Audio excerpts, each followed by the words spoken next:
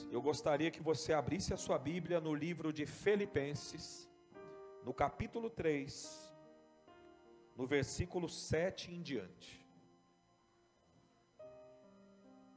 Aliás, vamos ler do 6 em diante.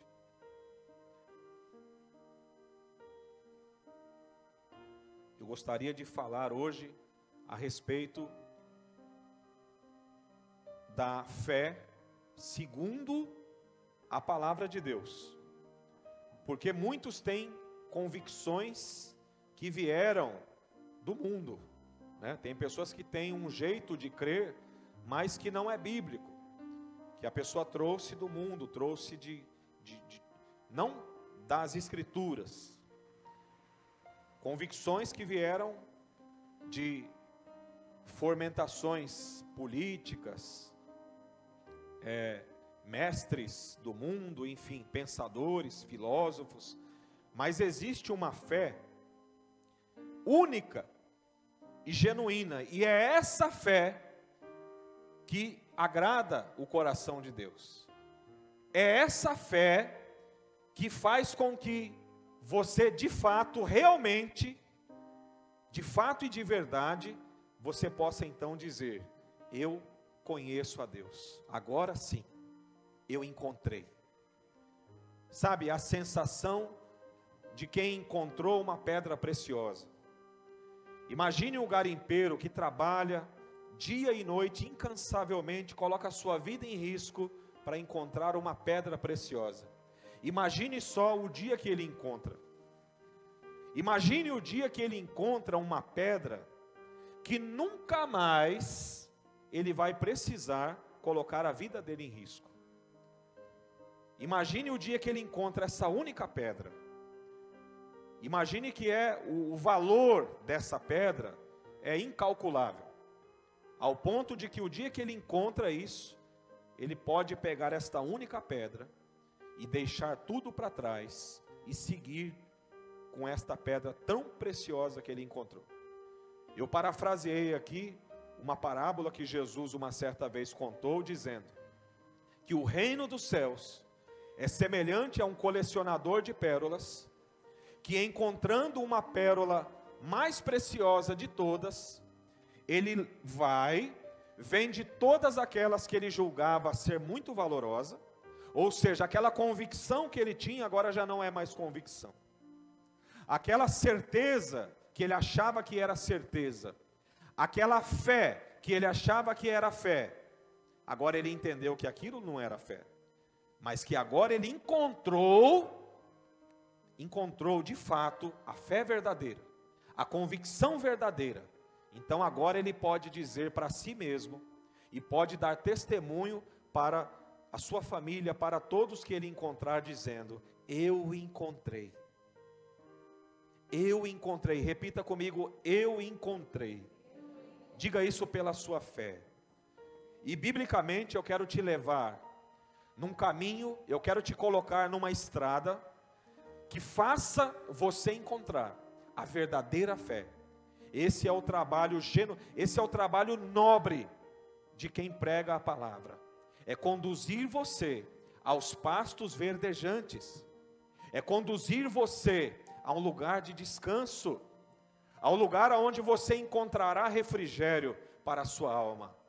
Antes de ler o texto de Filipenses, o Salmo de número 23, está escrito: o Senhor é o meu pastor, de nada tenho falta, Ele me faz repousar em pastos verdejantes, Ele me guia pelas águas tranquilas. Amém? Ele, porque esse pastor é um pastor único. Esse pastor, eu quero vos apresentar nesta noite. Esse é o pastor das nossas almas, é o pastor supremo, é o nosso bispo, é o nosso pastor amado, e o nome dele é Jesus. O nome dele é Jesus Cristo.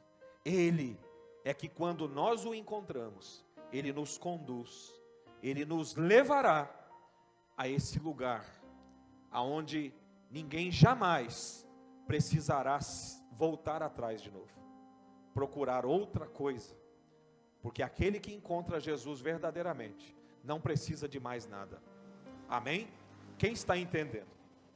O apóstolo Paulo, ele era judeu, circuncidado na tradição judaica ao 8º dia, nascido da tribo de Benjamim, e ele foi posto numa escola para ser um homem da lei, foi posto na escola para se tornar um homem importante para a nação judaica, se tornando um fariseu, se tornando um juiz daquele povo, porque o fariseu ele era uma autoridade religiosa, mas ele também era uma autoridade constituída na cidade. E o apóstolo Paulo, ainda muito jovem, os seus pais o enviaram para crescer aos pés de um mestre chamado Gamaliel. E ali ele crescera e se tornara um fariseu zeloso, se tornara um homem religioso zeloso pela Torá. O fariseu, ele era um homem que era um guardião das Escrituras, porém ele aprendia aos moldes da tradição judaica. Quem está entendendo? E o apóstolo Paulo, então, ele cresce com uma convicção a respeito de Deus, baseada na Torá, que Deus é um só, que Deus é um único Deus, e esse Deus é zeloso, e este Deus, ele é fogo e é fogo consumidor, que este Deus é um Deus justo, mas também é juiz. Então o apóstolo Paulo, ele se torna um homem poderoso na lei, ele se torna um homem que ele se orgulhava de todo o conhecimento que ele tinha da Escritura. Um fariseu, um religioso, fazia parte da cúpula que decidia a respeito de julgamentos. Muitas pessoas, eles eram também juízes, e pessoas eram levadas até eles para serem julgadas. Ele era muito poderoso, conhecedor, um exímio conhecedor das Escrituras.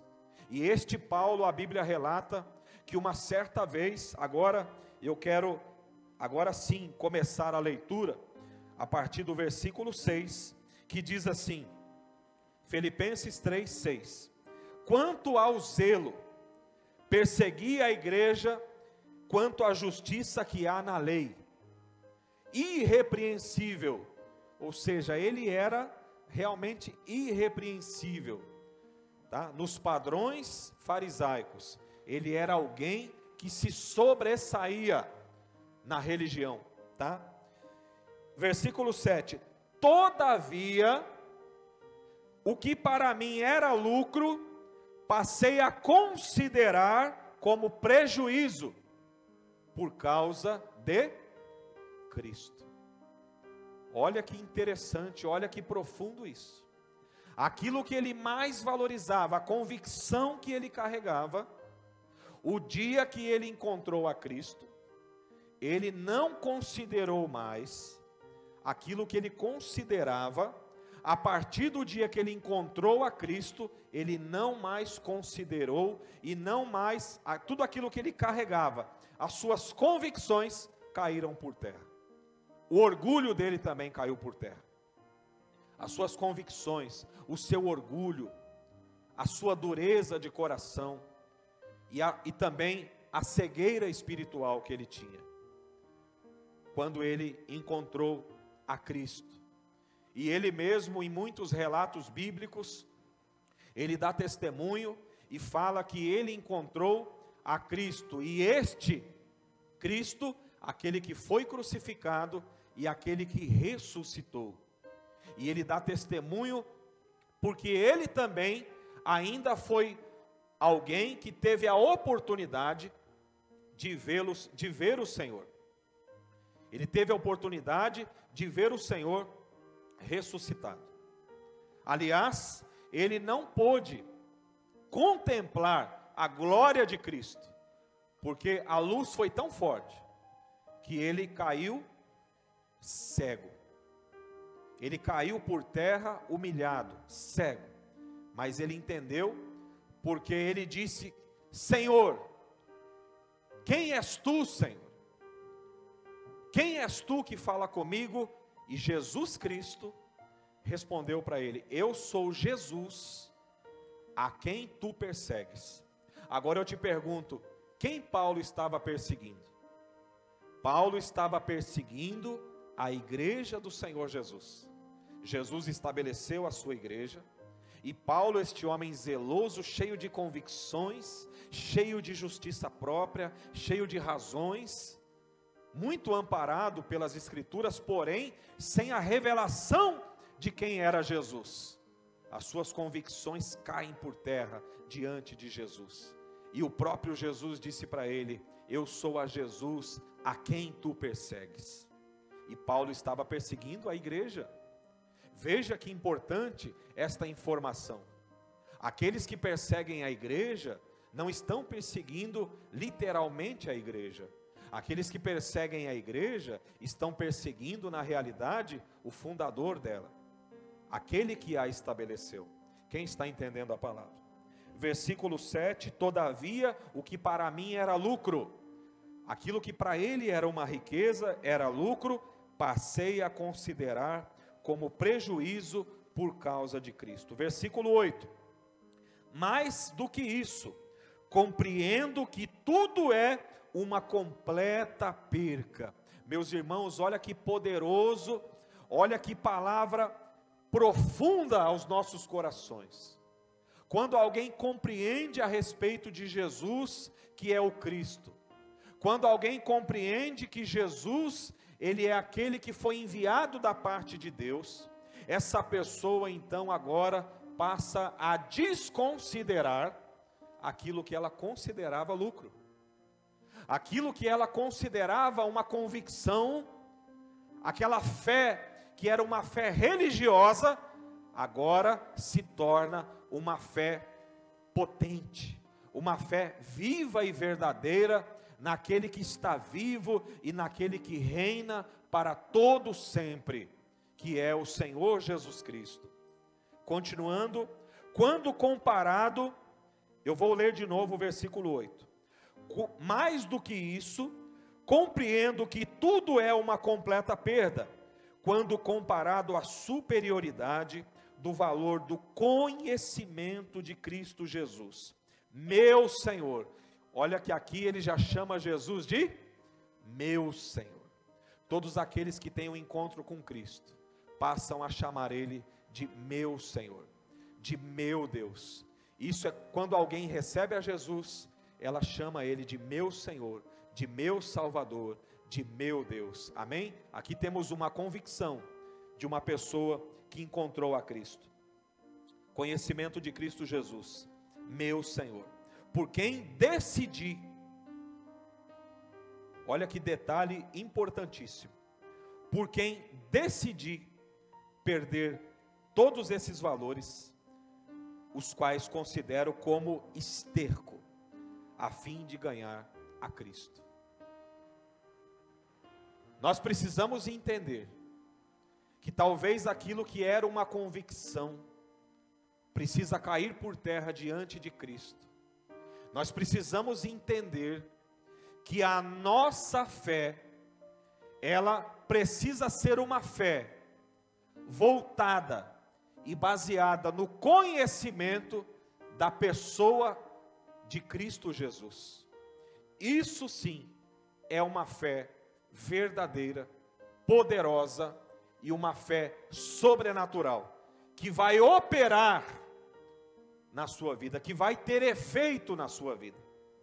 Por exemplo, se você enfrentar uma situação de humilhação, de desacato, uma situação de doença, de enfermidade, se você conhece Jesus, se você conhece a obra de Jesus, você então saberá como orar diante da situação. Você saberá se posicionar. Você não será posto numa redoma de vidro, como muitas pessoas pensam. Você não será isento de enfrentar lutas. Você não será isento de passar por tribulações. Muito pelo contrário. Mas você terá aonde você terá a quem recorrer, você terá uma fé que é verdade. Repita, uma fé que é verdade. Você terá uma fé que é verdade, porque muitos não têm essa fé que é verdade. Eu gostaria de ler 2 aos Coríntios, no capítulo 2 aos Coríntios, capítulo 13, no versículo 5, ainda aqui trazendo para nós palavras do apóstolo Paulo. E ele diz, no versículo 5, capítulo 13, de 2 Coríntios, versículo 5, e ele diz: examinai-vos a vós mesmos, se realmente estáis na fé. Provai-vos a vós mesmos, ou não reconheceis que Jesus está em vós? Se não é que já estáis reprovados. Percebe que a fé verdadeira é uma fé que nos aprova diante de Deus. Para você ter uma fé verdadeira, você precisa aprender o verdadeiro evangelho. Porque quem aprende errado vai crer errado. Uma pessoa que aprende errado, ela vai crer errado. Isso vai ser um desastre. Isso vai ser algo terrível para a vida dessa pessoa. Imagine alguém que pensa que sabe nadar e pula na represa, pensando que sabia nadar, mas ela descobre que não sabia nadar coisa nenhuma. Isso vai dar no quê? Vai dar em morte, vai dar em afogamento. Assim é uma pessoa que pensa que está na fé, mas na realidade o que ela tem não é uma fé verdadeira. E eu quero trazer aqui uma aplicação prática sobre a fé verdadeira. A fé verdadeira é uma fé que nos aprova diante de Deus. E qual é a fé que nos aprova diante de Deus?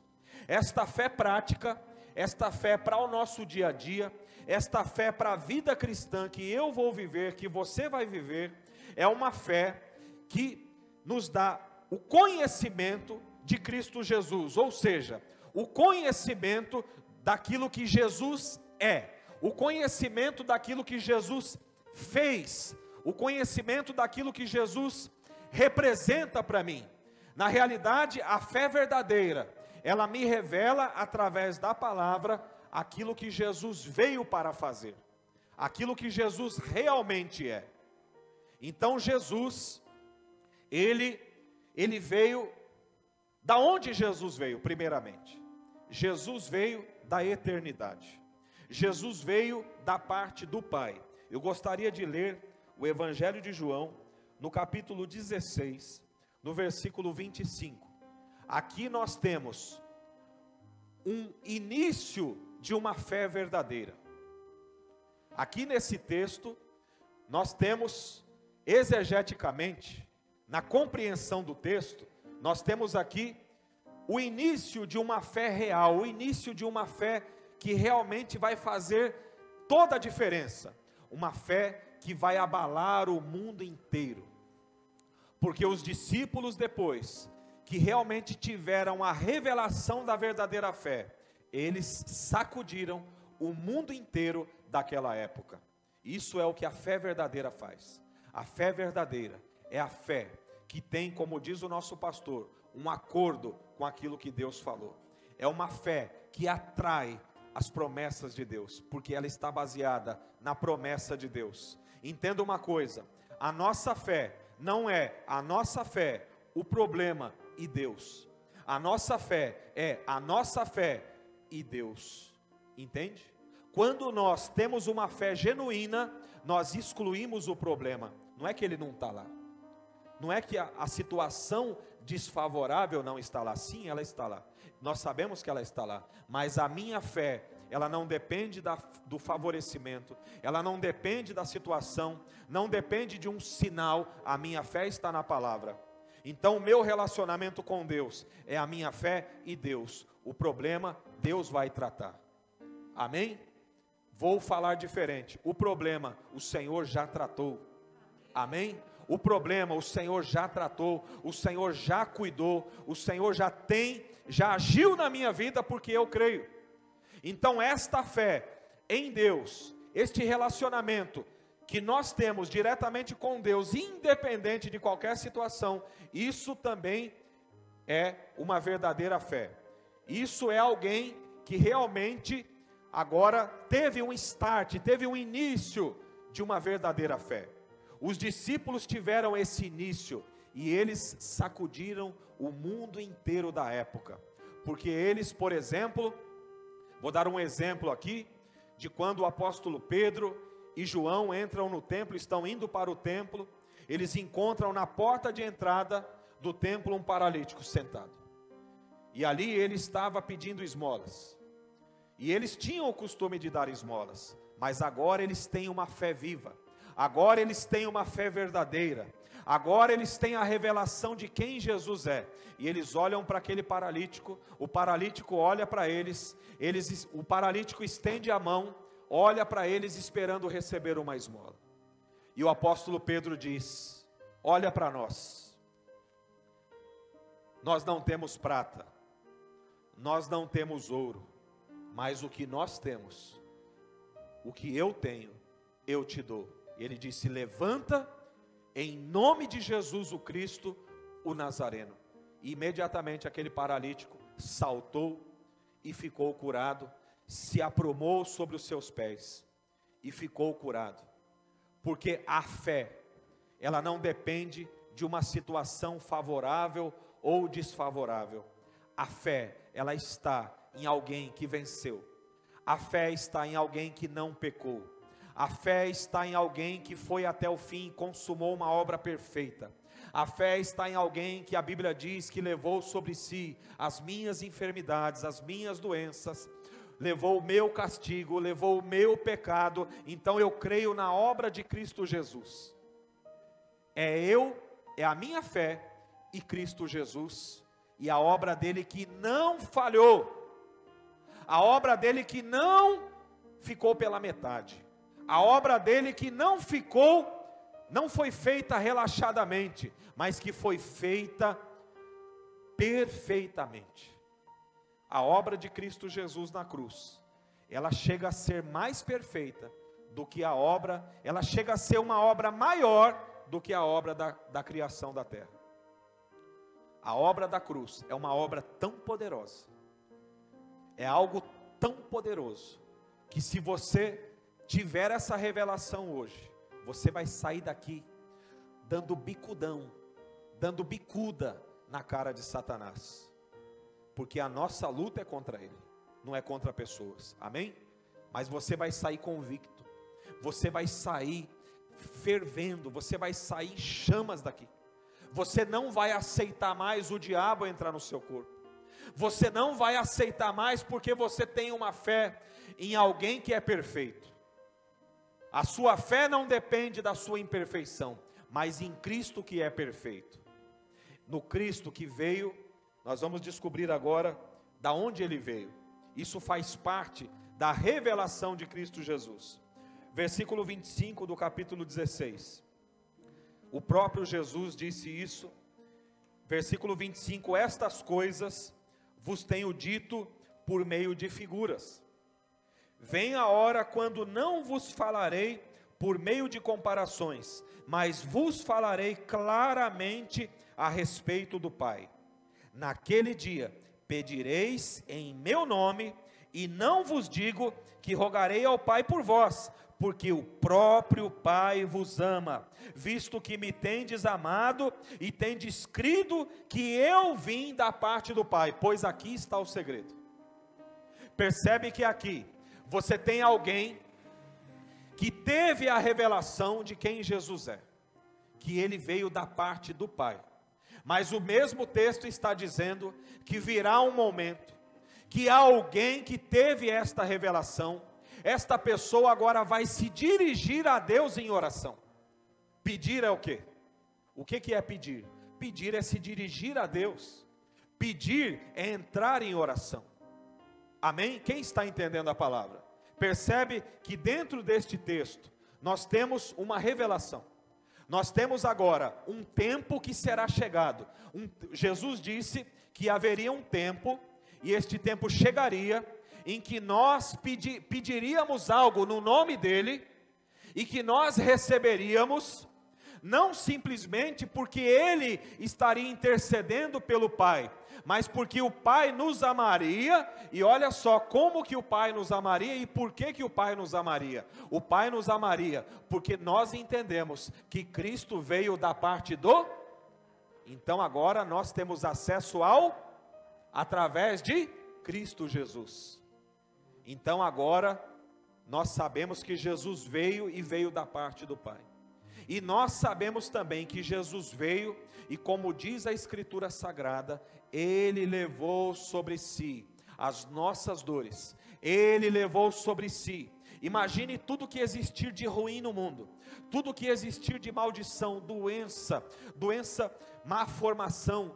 Não importa o problema, a doença, alguém que nasceu sem olho, porque nós estamos falando aqui de um Deus que é criativo, que pode fazer existir aquilo que não existe. Não importa a situação, nada é impossível para Deus. Não importa a situação, nada é impossível, nada é mais poderoso, nada pode subsistir, nada pode ficar de pé diante do poderoso nome de Jesus Cristo. Dê uma salva de palmas para Ele. Há poder no nome de Jesus. Há poder no nome de Jesus Cristo. A obra de Jesus foi perfeita. Você não precisa mais ser escravo de Satanás. Você não precisa mais ir para o inferno, porque Jesus levou os seus pecados. E sabe o que você precisa para ser salvo? Você precisa crer que Jesus fez isso por você. Esses dias eu conversava com um rapaz, e ele dizia para mim: pastor, eu estou muito feliz, pastor, eu fiz algo maravilhoso, eu levei 30 cestas básicas para pessoas que têm fome, puxa, aquilo me alegrou realmente, isso é algo tremendo, maravilhoso. E ele me contou também que ele estava congregando, e eu falei: puxa, que maravilha, que bênção. Depois, quando terminou a conversa, eu disse: então agora, o que te impede? Então agora, só falta uma coisa, você entregar a sua vida para Jesus e descer as águas. Ele falou: ah, pastor, escute isso. Pastor, então, é que eu ainda não estou preparado. Ainda não estou preparado. Imediatamente eu pude entender o que ele quis me dizer. O que ele quis me dizer? Deixa eu fazer mais umas boas ações, deixa eu fazer mais algumas coisas que me façam sentir que agora eu mereço e que agora eu estou preparado. Irmãos, eu disse para ele e vou dizer para a igreja: ninguém pode merecer ser salvo. Ninguém pode ser salvo por obras. Ninguém está preparado, ninguém nunca estará preparado. A salvação, ela é pela graça, é mediante a Bíblia diz que o salário do pecado é a morte, mas o dom gratuito de Deus é um dom gratuito. Você só precisa receber, você só precisa abrir o seu coração. Tudo que você precisa não é de obras agora para ser salvo.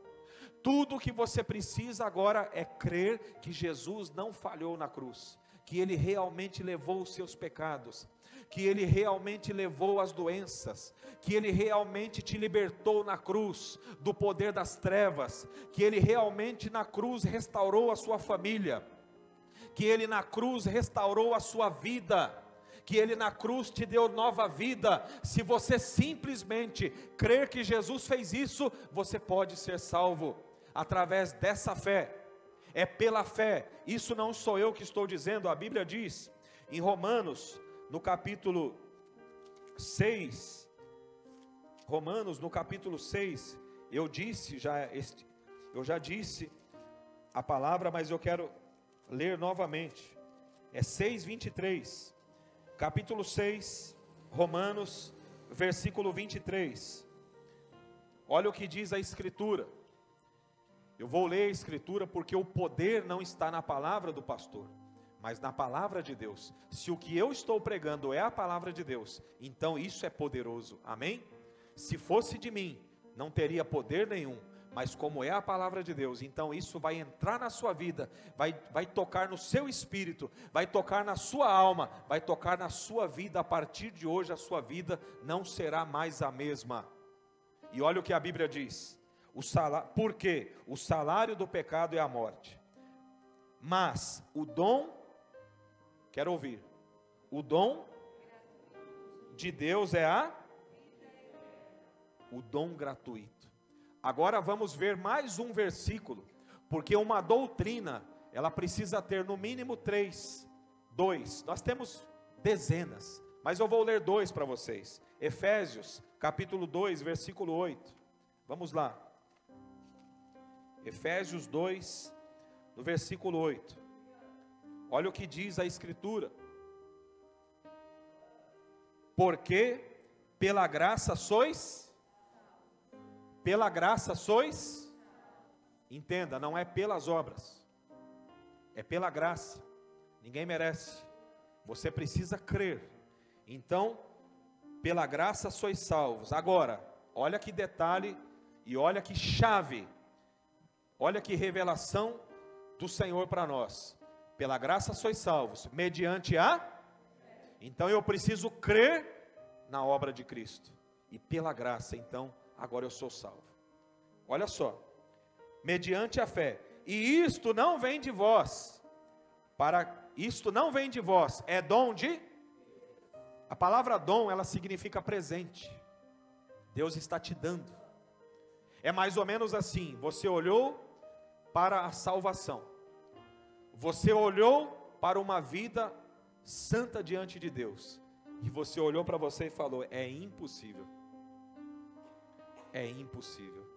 eu já roubei, eu já fiz isso, eu já fiz aquilo, é impossível, não, eu tenho que me, aí a pessoa, o diabo sugere na mente da pessoa, você precisa se preparar, ou seja, essa pessoa nunca estará preparada, na realidade, essa pessoa nunca estará, isso é uma forma de enredar, isso é uma forma de aprisionar, isso é uma prisão, isso é uma convicção errada. Lembra que nós falamos de uma convicção errada que muitos trazem?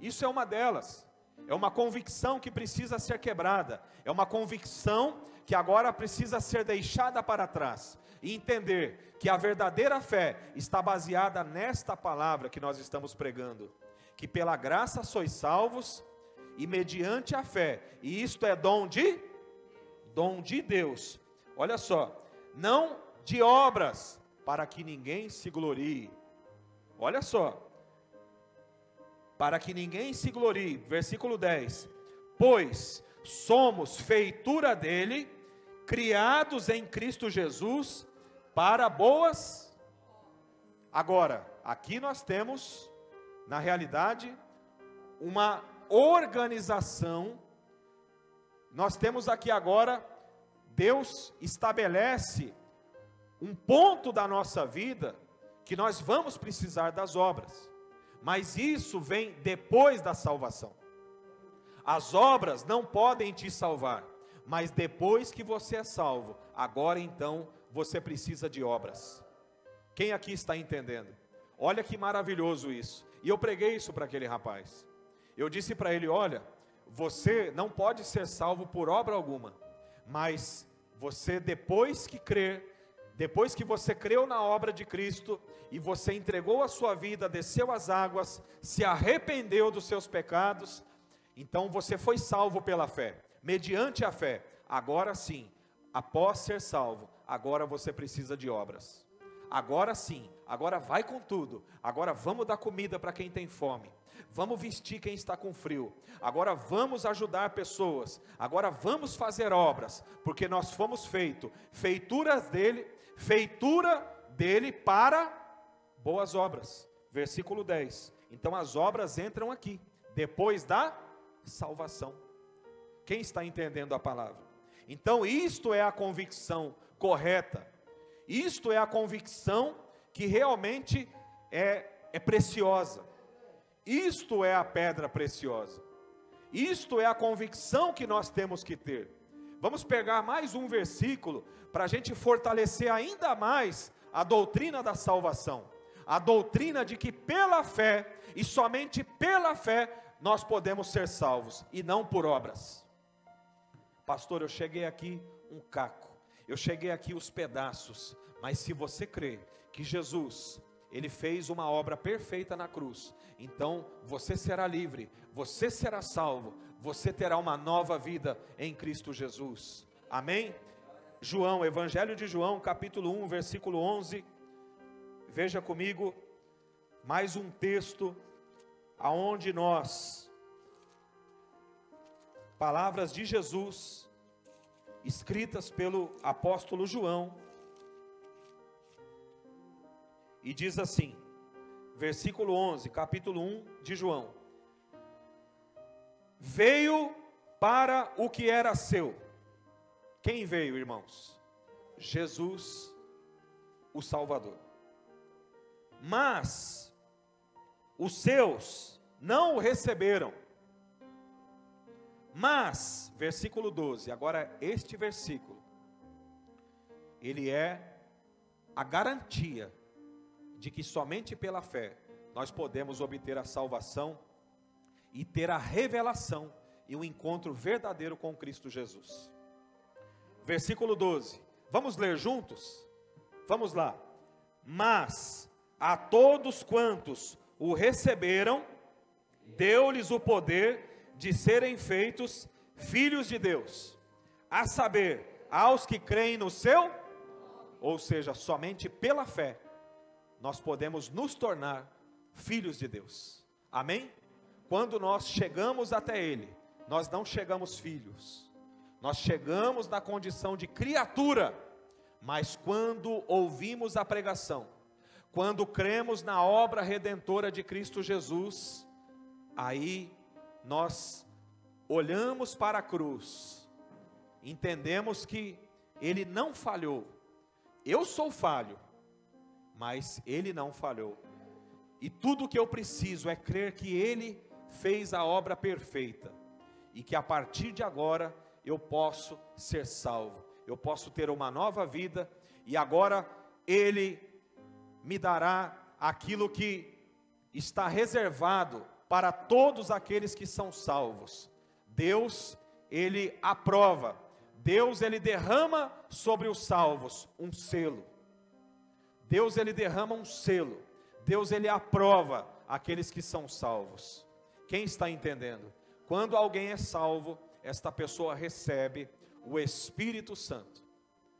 Ela recebe o Espírito de Deus e Ele vem para nos ajudar. Agora eu quero trazer aqui, concluindo esta mensagem, e dizer por que o Espírito Santo vem. Nós somos falhos, sim ou não? Agora, isso não pode ser uma desculpa para pecar. Isso deve ser apenas um motivo para você crer, e não para pecar. O fato de ser falho não pode ser uma desculpa para sair por aí fazendo coisas erradas. E apenas um motivo para você olhar para a cruz. A fraqueza, ela deve te levar para a cruz de Cristo, e não a pecar. Amém? Quem está entendendo? Então Deus, Ele nos enviou o Espírito Santo. A Bíblia fala que o Espírito Santo, Ele veio para nos ajudar em nossas fraquezas. Abra em Romanos no capítulo 8, no versículo 26. Romanos capítulo 8, no versículo 26, e aqui eu concluo. Deus, Ele sabe que nós somos fracos. Deus, Ele sabe que nós somos falhos, e por isso Ele tem todo um plano. Aqueles que se tornam filhos, Deus, Ele vem morar agora dentro dessa pessoa, para ajudá-la, para ajudá-lo a seguir firme até o final. Amém? Está escrito, Romanos 8, 26. Também o Espírito Santo, tá? Semelhantemente nos assiste em nossas fraquezas, porque não sabemos orar como convém, Mas o mesmo Espírito intercede por nós sobremaneira, com gemidos inexprimíveis. E olha só, por quem o Espírito Santo faz isso? Versículo 27. E aquele que sonda os corações, sabe qual é a mente do Espírito, porque segundo a vontade de Deus, é que Ele intercede pelos, você era alguém condenado, você creu na obra de Cristo, se arrependeu, se batizou, você foi salvo. Agora a Bíblia te chama, sabe do quê? De santo. A palavra de Deus agora te chama de santo, mas não é porque você merece, não é porque você é bom, mas é porque o Espírito Santo, ele vai ser dado para você, e ele vai gerar em você o caráter de Cristo, ele vai gerar em você um caráter, ele vai operar em você, ele vai te transformar, assim como ele me transformou, assim como ele transformou um assassino de cristãos em um grande apóstolo, assim ele transformará a cada um de vocês que creram, que crerem e que passarem a crer a partir de hoje na obra de Cristo Jesus. Se você crê, dê uma salva de palmas bem forte para Jesus.